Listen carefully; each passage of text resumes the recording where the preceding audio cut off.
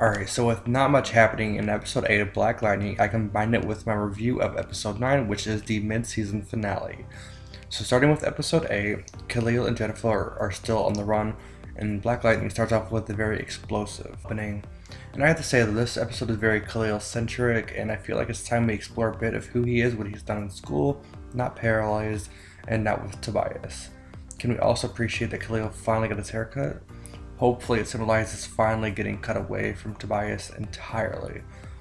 But I have to admit that the two action scenes he got in that episode, along with all the family drama, I'm slowly feeling more of his redemption arc, which should be the point. I'm just still not liking this runaway arc because it's all really just doing is showing, it just shows how immature and inexperienced these two are, and how much trouble and how much they rely on having other people around them. But it is nice to see Jennifer take more of an active role and actually do something besides sit around.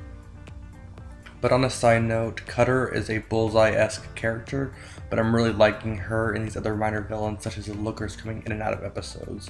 I just hope that they come back together at the end like a rogues gallery of sorts.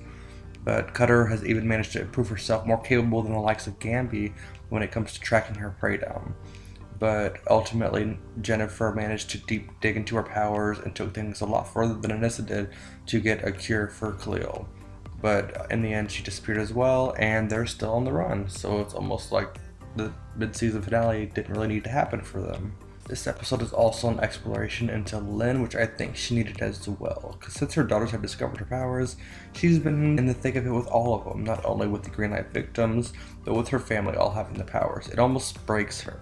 I'm interested in seeing what kind of stance she takes moving forward, because her spiral is just continuing to go, so I'm expecting a big arc for her in the second half of the season. Other storylines in these two episodes pretty much are Jefferson, Anissa, and Gamby tracking down Jennifer and Khalil, but always being a step behind.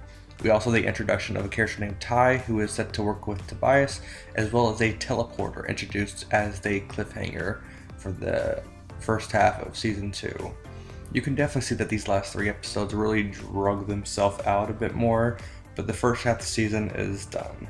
So far, definitely showcasing one of the strongest episodes of the show to date, but also some of the weakest. Between both episodes, a 5 out of 10 for me, I'm afraid to say, but Black Lightning will return January 21st of next year. But what do you think so far? Let me know what you think down below.